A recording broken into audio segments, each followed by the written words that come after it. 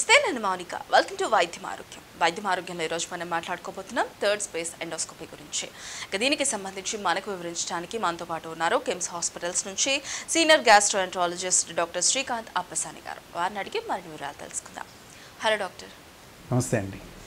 Doctor, అసలు ఇప్పుడున్న పరిస్థితుల్లో జీర్ణకోశ వ్యాధులు అనేవి మనం సర్వసాధారణంగా వింటూనే ఉన్నాం. అందులోనూ జీర్ణకోశ కణుతులు అనేవి ఈ మధ్య పెరుగుతున్న సమస్య. మరి దాని మీద మీ అభిప్రాయం ఏంటి? జీర్ణకోశ వ్యాధులు ఈ మధ్యకాలంలో పెరుగుతూ వస్తున్నాయండి. దీనికి ముఖ్యమైన కారణం మన యొక్క లైఫ్ స్టైల్. సరైన టైంలో తినకపోవడము, తీసుకునే ఫుడ్ ఐటమ్స్లో కూడా న్యాచురల్ రెమెడీస్ ఉన్న ఫుడ్ ఐటమ్స్, ఫ్రూట్స్, సలాడ్స్ లాంటివి, అంటే యాంటీ ఆక్సిడెంట్స్ ఉన్న ఫుడ్స్ తక్కువ తినడము, ఫాస్ట్ ఫుడ్స్ లాంటివి ఎక్కువ తినడము, కంటామినేషన్ ఉండడం వల్ల వచ్చే ఫుడ్ ఐటమ్స్ వల్ల వచ్చే ప్రాబ్లమ్స్ ఇవి పెరగడం వల్ల జీర్ణకోశ వ్యాధులు అనేవి ఈ మధ్యకాలంలో పెరుగుతూ వస్తున్నాయండి. ఇన్ఫ్యాక్ట్ ప్రతి ఒక్కరు కూడా ఏదో ఒక టైంలో బయట ఫుడ్ తింటే definitely some sort of disturbance వస్తూ ఉంటుంది. దానికి కారణమే మనం తీసుకునే ఈ లైఫ్ స్టైల్ మాడిఫికేషన్స్. ఇట్లాంటి ప్రాబ్లమ్స్ పెరుగుతూ ఉన్నప్పుడు ఆటోమేటిక్గా వాటికి సంబంధించిన కణితులు అంటే క్యాన్సర్లు కూడా పెరిగే అవకాశం ఉంటుంది. వీటికి ముఖ్యమైన కారణం మన యొక్క లైఫ్ స్టైల్. స్మోకింగ్, ఆల్కహాల్ తీసుకోవడము, సరైన యాంటీ ఆక్సిడెంట్స్ ఉన్న ఫుడ్ ఐటమ్స్ తీసుకోకుండా ఉండడము, జీర్ణకోశ వ్యాధులు కొన్ని ఐబిడి, క్రోన్స్, అల్సరేటివ్ కొలైటిస్ లాంటివి పెరగడము వల్ల మనకి కణితులు అనేవి పెరుగుతూ వస్తున్నాయి. రెండో కారణము మన యొక్క టెస్ట్స్. పూర్వకాలంలో ఇంత ఎక్స్టెన్సివ్గా పెద్ద పెద్ద ప్రక్రియలతో పరీక్షలు చేసేవారు కాదు. ఈ మధ్యకాలంలో టెస్టులు కాస్త పెరగడం జరిగింది. మన యొక్క ఇంటెలిజెన్స్ పెరగడం వల్ల కొత్త స్పెషల్ టెస్టులు రావడం జరిగింది. వీటి వల్ల కణితుల్ని అర్లీ స్టేజ్లో పట్టుకోవడం వల్ల ఎక్కువ ప్రాబ్లమ్స్ని మనం అర్లీ స్టేజ్లో ఐడెంటిఫై చేయగలుగుతున్నాం. దీనివల్ల మనం జీర్ణకోశ వ్యాధులు, దానికి సంబంధించిన కణితుల్ని కాస్త ఎక్కువగానే పసిగడుతున్నాం ఈ మధ్యకాలంలో. అయితే ఈ గ్యాస్ట్రోఇంటెస్టినల్ క్యాన్సర్స్ని మనం ప్రాథమిక దశలోనే గుర్తించి నివారించే పద్ధతులు ఏమైనా ఉన్నాయంటారా? మంచి క్వశ్చన్ అండి. ఈ జీర్ణకోశ వ్యాధుల్ని ప్రాథమిక స్టేజ్లో పట్టుకోవాలి అని అంటే దానికి సంబంధించిన సిమ్టమ్స్ అనేవి మనం తెలుసుకోవాలి. ప్రతి కడుపు నొప్పి సింపుల్ గ్యాస్ ప్రాబ్లం కాకపోవచ్చు, ఎక్కువ రోజులు ఉంటుంది. సింపుల్ గ్యాస్ ప్రాబ్లమ్స్తో వాడే మెడిసిన్స్తో తగ్గట్లేదు, పెద్ద వయసు వాళ్ళకి ఇట్లాంటి ప్రాబ్లమ్స్ వస్తున్నాయి. లేకపోతే కొన్ని రెడ్ సైన్స్ అంటాం మేము ఈ మెడికల్ ఫీల్డ్లో. రెడ్ సైన్స్ అంటే కొన్ని సెపరేట్ స్పెషల్ సిమ్టమ్స్. వామిటింగ్స్లో బ్లడ్ పడడము, మోషన్లో బ్లడ్ పోవడము, బాగా బరువు తగ్గిపోవడము, ఒళ్ళు క్షీణించకపోవడము, ఇట్లాంటివి ఏమన్నా రెడ్ సైన్స్ ఉంటే వెంటనే మనం డాక్టర్ని కన్సల్ట్ చేయాల్సి ఉంటుందండి. ఇది పేషెంట్ వైపు నుంచి సిమ్టమ్స్. కాకపోతే మనం ఒకటి గుర్తుపెట్టుకోవాలి, ప్రతి పేషెంట్కి సిమ్టమ్స్ ఉండే అవకాశం ఉండదు. కొంతమందికి ఏమి సిమ్టమ్స్ లేకుండా కూడా లోపల ప్రాబ్లం ఉండే అవకాశం ఉంటుంది. అందుకని ఏ చిన్న కంప్లైంట్ వచ్చినా, పెద్ద వయసులో ముఖ్యంగా 50 సంవత్సరాలు పైబడిన వాళ్ళకి చిన్న కంప్లైంట్ వచ్చినా వెంటనే దానికి సంబంధించిన పరీక్షలు చేయించుకున్నట్లయితే ఇట్లాంటి జీర్ణకోశ వ్యాధులు అర్లీగా మనం పట్టుకునే అవకాశం ఉంటుంది. ఎగ్జాంపుల్, కడుపు మంట. కడుపు మంట అనేది simple gas problem, acidity, ulcer వల్ల వస్తూ ఉంటుంది. కాకపోతే 50 సంవత్సరాల తర్వాత పైబడిన వాళ్ళకి ఇట్లాంటి ప్రాబ్లమ్స్ వస్తే ఒక ఎండోస్కోపీ చేయించుకున్నట్లయితే క్యాన్సర్ కానీ, ట్యూమర్ కానీ, కంతి కానీ ఉంటే వెంటనే పట్టుకునే అవకాశం ఉంటుంది. మోషన్ ప్రాబ్లం చాలా సహజంగా 50 సంవత్సరాలు దాటిన వాళ్ళకి చాలామందికి వస్తూనే ఉంటుంది. పర్లేదు నాకు వయసు రీత్యా వచ్చిన మోషన్ ప్రాబ్లం అనుకోకుండా స్క్రీనింగ్ కొలనోస్కోపీ అంటే పెద్ద పేగు యొక్క పరీక్ష చేయించుకున్నట్లయితే ఈ పాలిప్స్లు, కంతులు అర్లీ స్టేజ్లో పట్టుకునే అవకాశం ఉంటుంది. ఇవి కాకుండా ఇప్పుడు కొత్తగా మన నార్మల్ వైట్ లైట్ ఎండోస్కోపీ కాకుండా స్పెషల్ ఎండోస్కోపీ అంటే నారో బ్యాండ్ ఇమేజింగ్, ఎన్బిఐ అంటారండి. అంటే మనకున్న కలర్స్లోని కొన్ని కలర్స్ని ఆపేస్తాం. కలర్స్లో మనకి విబ్జ్యూర్ అని 7 కలర్స్ ఉంటాయి. దాంట్లో రెడ్ కలర్ని మనం ఆపేసినట్లయితే మాకు ఒక స్పెషల్ లైట్ వస్తుంది. దాని ద్వారా మనం లేషన్స్ని, ఏదన్నా కంతిని కానీ దేన్నన్నా చూసినట్లయితే అది అర్లీ క్యాన్సర్ అయితే దాన్ని అర్లీగా పట్టుకునే అవకాశం ఉంటుందండి. సో ఈ నారో బ్యాండ్ ఇమేజింగ్ యూస్ చేసే టెక్నాలజీతో చేసే ఎండోస్కోపీ చేయించుకున్నట్లయితే మనకి ఇట్లాంటి అర్లీ స్టేజెస్లో క్యాన్సర్స్ని బయటపడే అవకాశం ఉంటుందండి. సో సిమ్టమ్స్ ఉన్నవాళ్ళు, సిమ్టమ్స్ కొద్దిగా ఉండి కూడా పెద్ద వయసులో ఉన్నవాళ్ళు, నేను చెప్పిన రెడ్ సైన్స్ ఉన్నవాళ్ళు వెంటనే పరీక్షలు చేయించుకున్నట్లయితే ఈ కంతుల్ని కానీ ఈ బ్యాడ్ డిసీజెస్ని కానీ ఎర్లీ స్టేజ్లో బయట పడే అవకాశం ఉంటుందండి. అయితే మరి ట్యూమర్స్కి కానీ క్యాన్సర్స్కి కానీ సాంప్రదాయ చికిత్సలు ఏంటంటారు? నార్మల్గా ఈ గ్యాస్ట్రోఇంటెస్టైనల్ డిసీజెస్ అన్నిటికీ కూడా మెడికల్ ట్రీట్మెంట్, సర్జికల్ ట్రీట్మెంట్ ఉంటుందండి. మనం దీన్ని 2 రకాలుగా చూద్దాం. ఒకటి simple gas problems, acidity problem, ulcer problem. వీటికి పూర్వకాలంలో ఆపరేషన్లు ఎక్కువ చేసేవారు. 1980, 1990s వరకు కూడా ఎసిడిటీకి సంబంధించి అంత స్ట్రాంగ్ మందులు ఉండేవి కాదు. అందుకని చాలామందికి వ్యాగాటమీ అనే ఆపరేషన్ చేసి గ్యాస్ట్రోజెజునాస్టమీ అనే ఆపరేషన్ చేసేవారు. దాంతో ఎసిడిటీ లెవెల్స్ తగ్గేవి. ఈ కాలంలో మన దగ్గర చాలా strong medicines, proton pump inhibitors, అందరికీ తెలిసిన ట్యాబ్లెట్ ప్యాన్, రాజో ఇట్లాంటి ఎసిడిటీ ఉదయం ఖాళీ కట్టును వేసుకునే ట్యాబ్లెట్లు రావడంతో ఈ అల్సర్ యొక్క సర్జరీస్ తగ్గిపోయినాయి. ఎందుకంటే మెడికల్ ట్రీట్మెంట్ ద్వారానే చాలామందికి కంట్రోల్లోకి వచ్చేస్తుంది. This is about normal acidity problems. ఇవి కాకుండా మనం స్పెషల్ ప్రాబ్లమ్స్ అంటే అల్సర్స్ ఫార్మ్ చేసుకునే స్పెషల్ గ్యాస్ట్రో ప్రాబ్లమ్స్, ఐబిడి అంటామండి, inflammatory bowl disease, ulcerative colitis Crohn's, ఇవన్నీ వాక్యంలో ఆ పర్టికులర్ జబ్బుకి వాడుతూ ఉంటాం.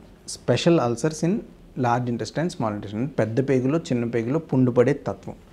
ఈ డిసీజెస్ అనేవి ఈ కాలంలో మన లైఫ్ స్టైల్ మాడిఫికేషన్ వల్ల ఎక్కువ బయటపడుతున్నాయి. వాటికి ట్రెడిషనల్గా మనం మెడికల్ ట్రీట్మెంట్ అడ్వైస్ చేస్తాం.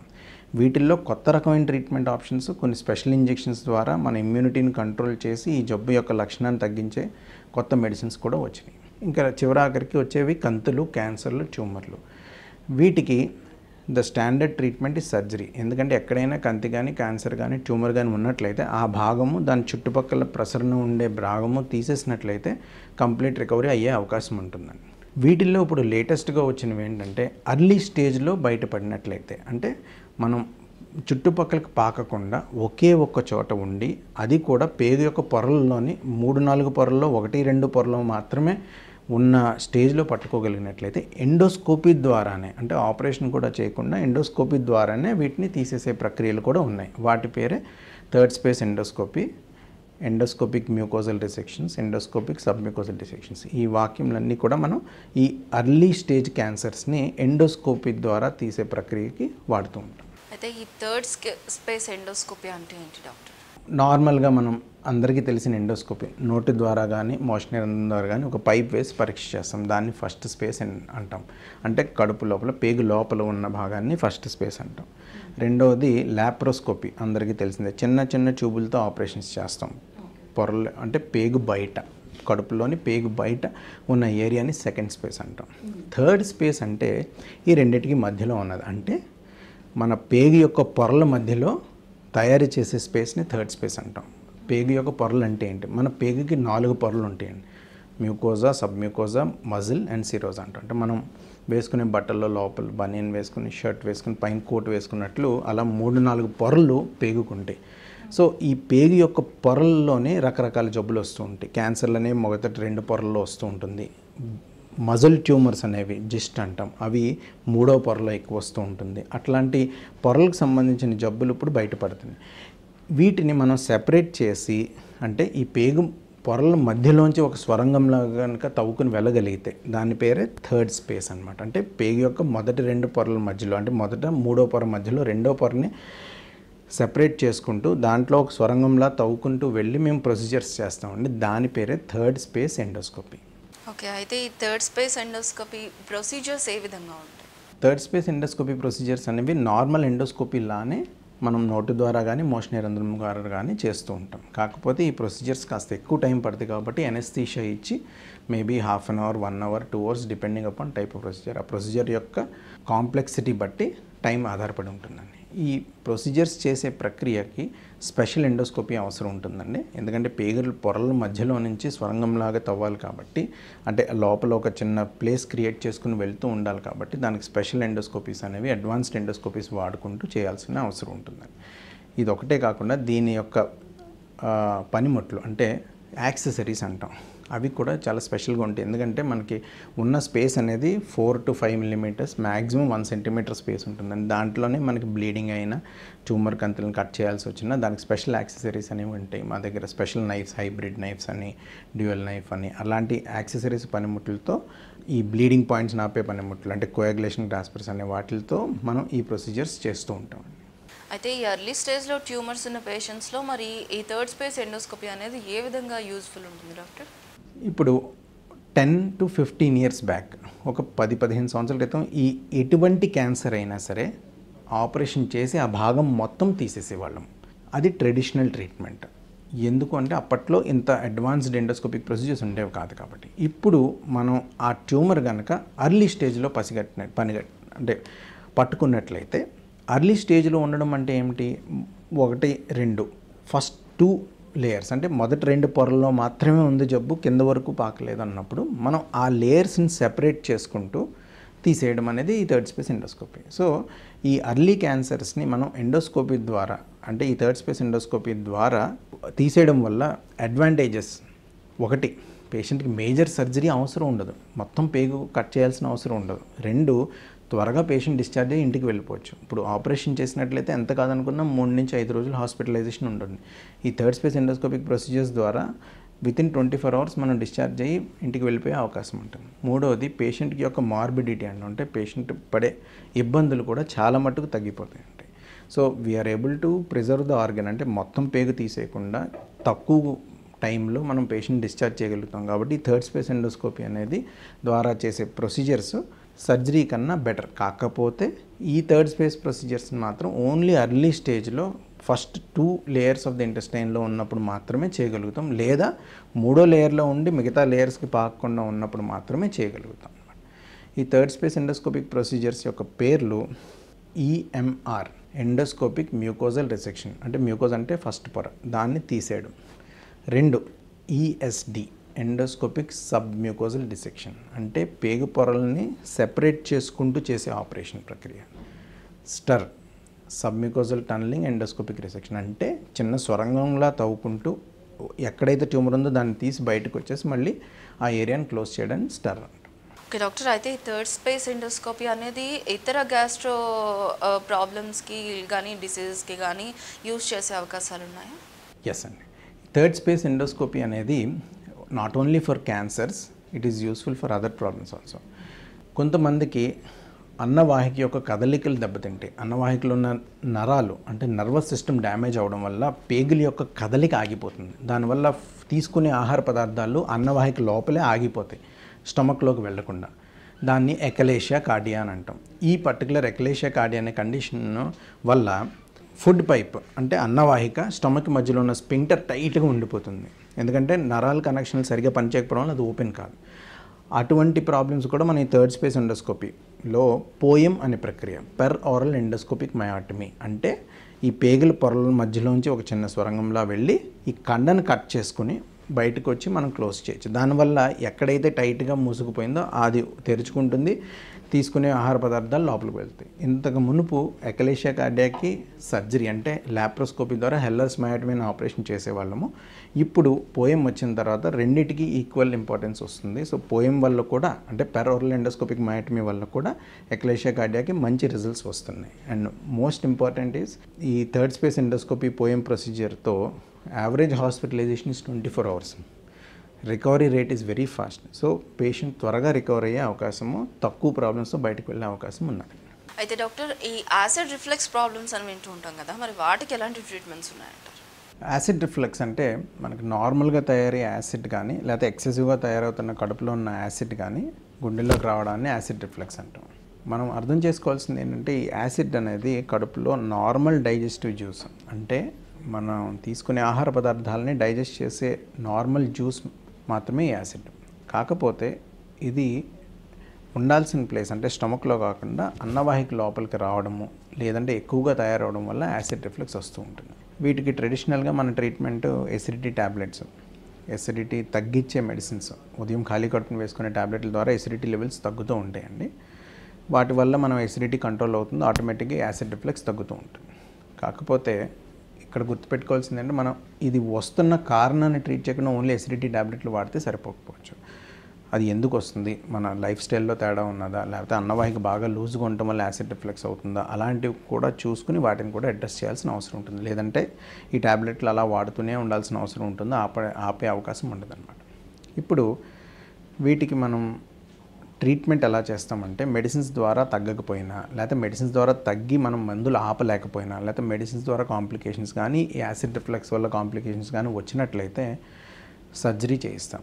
సర్జరీలో ఏం చేస్తారంటే ఈ అన్నవాహికకి స్టమక్కి ఉన్న జంక్షన్, అంటే లోవర్ యూసోఫేజియల్ స్ఫింక్టర్ ఉన్న ఏరియా, అన్నవాహిక లోపల చివరి భాగంలోని స్ఫింక్టర్ని టైట్ చేస్తారు. దానికి అన్నవాహిక చుట్టూని స్టమక్ని ర్యాప్ చేసి ఆ ఏరియాని టైట్ చేసినట్లయితే యాసిడ్ రిఫ్లెక్స్ అవ్వకుండా ఉంటుంది. దాన్ని ఫండోప్లైకేషన్ అన్న సర్జరీ అంటారు. ఇది traditional treatment for all acid reflexes. ఈ కాలంలో యాసిడ్ రిఫ్లెక్సెస్కి ఎండోస్కోపీగా కూడా ట్రీట్మెంట్ ఆప్షన్స్ వస్తున్నాయండి. ఎండోస్కోపీ ద్వారా ఈ స్పింక్టర్ని టైట్ చేయడాన్ని గర్డెక్స్ అనే ప్రొసీజర్ అంటాం. ఈ గర్డెక్స్ అనే ప్రొసీజర్లో లోపల వైపు నుంచి, అంటే ఆపరేషన్లో బయట నుంచి చేస్తారు, ఎండోస్కోపీలో లోపల నుంచి ఈ స్పింక్టర్ని టైట్ చేయడం, అంటే లోపల ఒక ఫ్లాప్ క్రియేట్ చేసి వాటికి స్పెషల్ మెటల్ క్లిప్స్ ద్వారా దాన్ని టైట్ చేస్తూ ఉంటాం. దాన్ని గర్డెక్స్ అనే ప్రొసీజర్ అంటాం.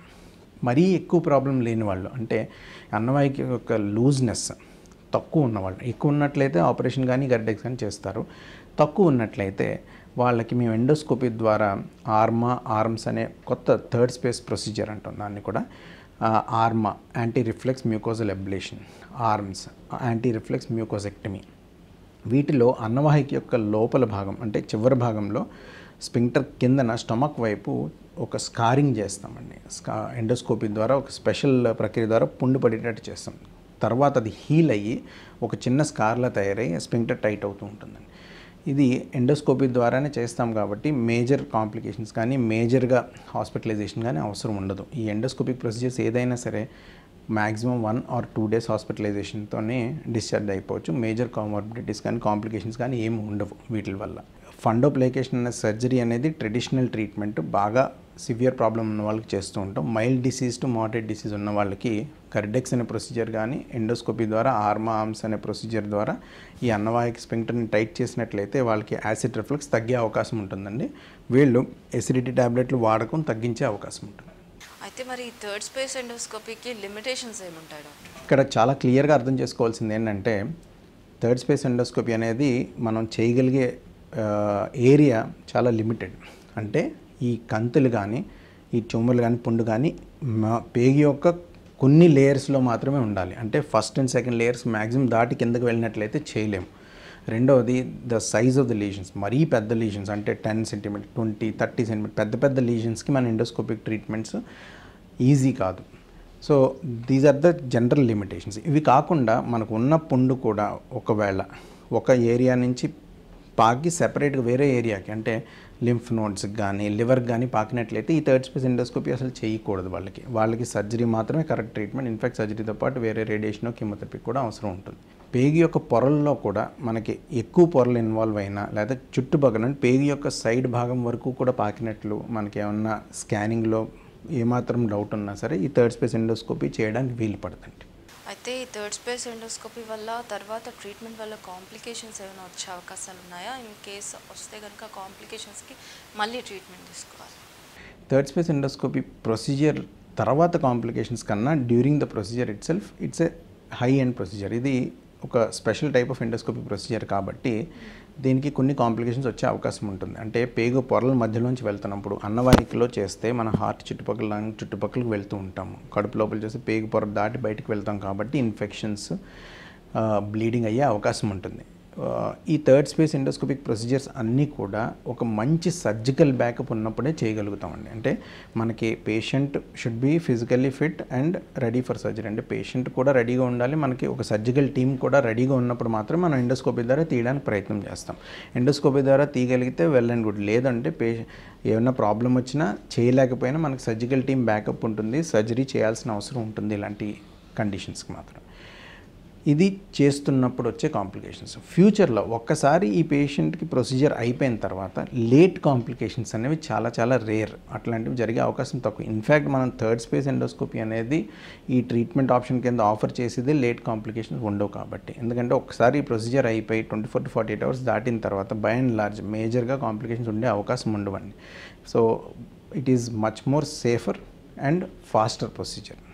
అయితే డాక్టర్, జనరల్గా ఎండోస్కోపీ అంటే చాలామంది పేషెంట్స్ భయపడుతూ ఉంటారు, ఎలా ఉంటుందో ఏంటో అని చెప్పి. మరి ఈ ఎండోస్కోపిక్ ప్రొసీజర్స్ అందరు పేషెంట్స్ చేయించుకోగలుగుతారంటారా? ఎండోస్కోపీ అనేది నార్మల్ ఎండోస్కోపీ అనేది ఒక 2 to 3 minutes ప్రొసీజర్ అండి. చిన్న పైప్ నోట్లోంచి వెళ్ళి స్టమక్, ఫుడ్ పైప్ అన్నీ చెక్ చేసుకొని బయటకు వచ్చేస్తూ ఉంటాము. సో అది పెద్ద మేజర్ ప్రొసీజర్ కాదు. చాలామంది ఈ ప్రొసీజర్ అంటే భయపడిపోతారు, ఎందుకంటే ఏమవుతుందో అన్న భయంతోనో ఆందోళనతోనే భయపడుతూ ఉంటారు తప్ప యాక్చువల్లీ స్పీకింగ్ ఎండోస్కోపీ అనేది చాలా పెయిన్లెస్ ప్రొసీజర్. అసలు నేనే చేయించుకున్నాను ఎండోస్కోపీ. ఎక్సెప్ట్ ఈ గొంతుకు దగ్గర స్కోప్ వెళ్తున్నప్పుడు కొంచెం డిస్టర్బెన్స్ తప్ప మేజర్గా పెయిన్ ఉండదు ఈ ప్రొసీజర్. కాకపోతే ఆ భయము, ఆందోళనతో ఊపిరి తీసుకోవడం ఆపేయడము, వామిటింగ్ సెన్సేషన్ రావడం వల్ల భయపడుతూ ఉంటారు. ఇన్ఫ్యాక్ట్ ఈ కాలంలో మేము అన్ని ప్రొసీజర్స్ అండర్ స్లైట్ సెడేషన్ అంటాం. అంటే చిన్న ఇంజెక్షన్ ఇస్తే, ప్రొపఫాల్ అనే ఇంజెక్షన్ ఇస్తే పేషెంట్ చక్కగా ఒక 2-3 నిమిషాల పాటు నిద్రపోతారు. ఆ టైంలో మేము ఎండోస్కోపిక్ ప్రొసీజర్స్ చేస్తున్నాం. చిన్న ఎండోస్కోపిక్ ప్రొసీజర్స్కి మనం చిన్న అనెస్థీషియా ఇస్తున్నాం. అట్లాగే మనం ఈ పెద్ద procedures, third space endoscopic procedures చేసినప్పుడు వి గివ్ జనరల్ అనెస్థీషియా, అంటే ఆపరేషన్కి ఇచ్చే అనెస్థీషియా లాంటిదే ఇస్తూ ఉంటాము. పెద్ద major procedure more than few hours అనుకుంటే ట్యూబ్ వేసి మన ఆపరేషన్లో ఇచ్చే అనెస్థీషియా ఇస్తాం. అట్లా కాకుండా మ్యాక్సిమం 30 minutes, 1 hour, 1.5 hour లోపల ప్రొసీజర్ కంప్లీట్ అయిపోతుంది అనుకున్నట్లయితే సేమ్ ప్రొపఫాల్ ఇంజెక్షన్ని కాస్త ఎక్కువ టైం ఇచ్చి, అంటే ఇంజెక్షన్ ద్వారా పేషెంట్ని పడుకోబెట్టినట్లయితే పేషెంట్కి అసలు ప్రొసీజర్ జరిగినట్టుగానే ఏం జరిగిందో కూడా తెలియదు. పేషెంట్ లోపలికి వచ్చినట్టు తెలుస్తుంది, రూమ్ నుంచి బయటకు వెళ్ళినట్టు తెలుస్తుంది. అస్సలు పేషెంట్కి లోపల పెయిన్ కానీ ఎటువంటి సెన్సేషన్స్ కానీ ఏమీ ఉండవు. సో ఎండోస్కోపీ అనేది నార్మల్గానే పెయిన్లెస్ ప్రొసీజర్, పెద్దగా ఇబ్బంది ఏమి ఉండదు. అట్లాంటిది మనం ఈ ప్రొపఫాల్ సెడేషన్లో చేసుకున్నట్లయితే ఇంకా ఆ ఇబ్బంది తగ్గిపోయి ఇంకా స్మూత్గా పేషెంట్ చేయించుకోగలుగుతారు.